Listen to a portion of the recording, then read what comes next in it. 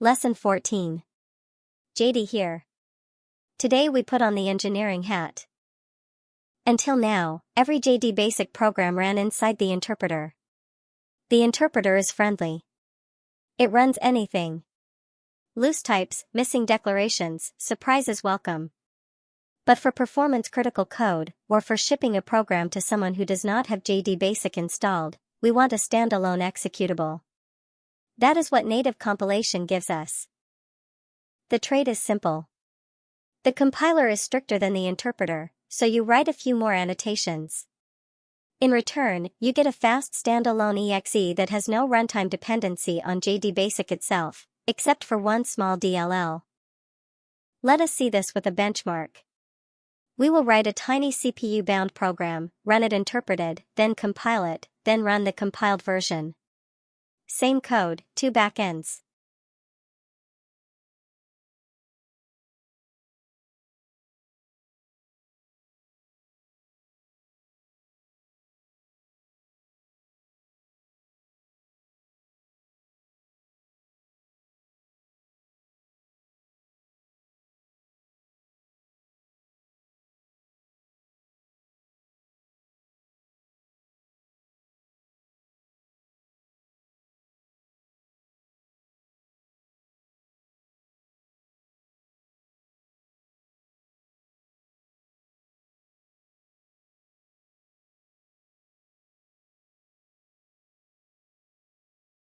Let me walk through the new pieces.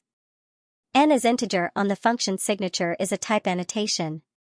It says, the parameter n is an integer.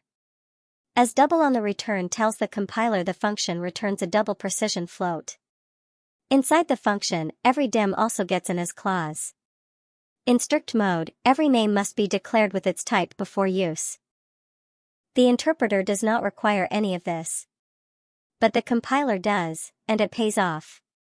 The native code generator now knows exactly which CPU instructions to emit, which keeps the inner loop on the integer path with no boxing. Save it and run it interpreted first.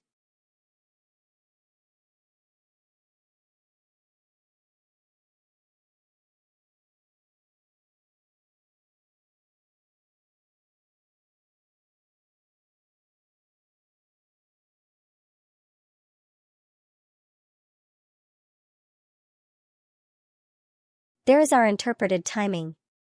1,000,000 iterations of total plus I times I. Now compile.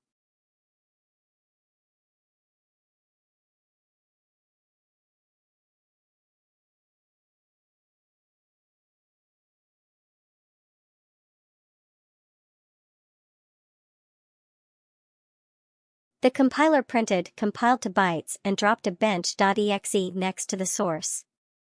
It also auto-copied the jdBasic runtime DLL right beside the exe, so we can launch it without any further setup.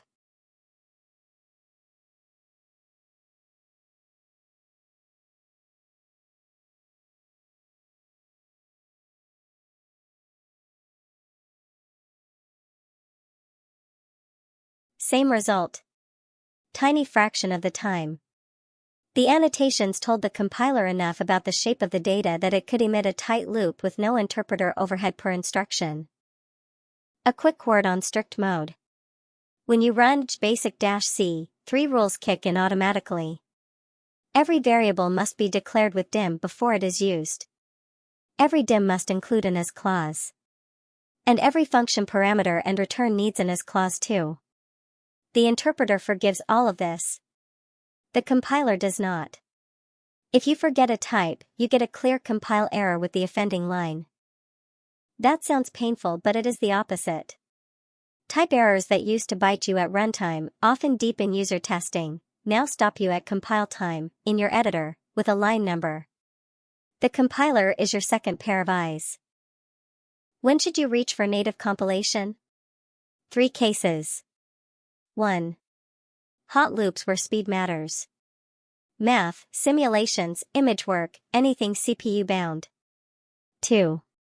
When you want to ship a binary to someone who does not have jdBasic installed. The exe plus the small runtime DLL is everything they need. 3. As a sanity check on your own code. If the compiler accepts it, you know all your types line up. That closes out this advanced arc. You now have the productivity tools, the higher order toolbox, the HTTP and JSON pair, and a way to ship native binaries.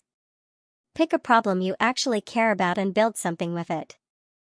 I have been jdBasic. Thank you for keeping me company through 14 lessons. Keep coding. Bye.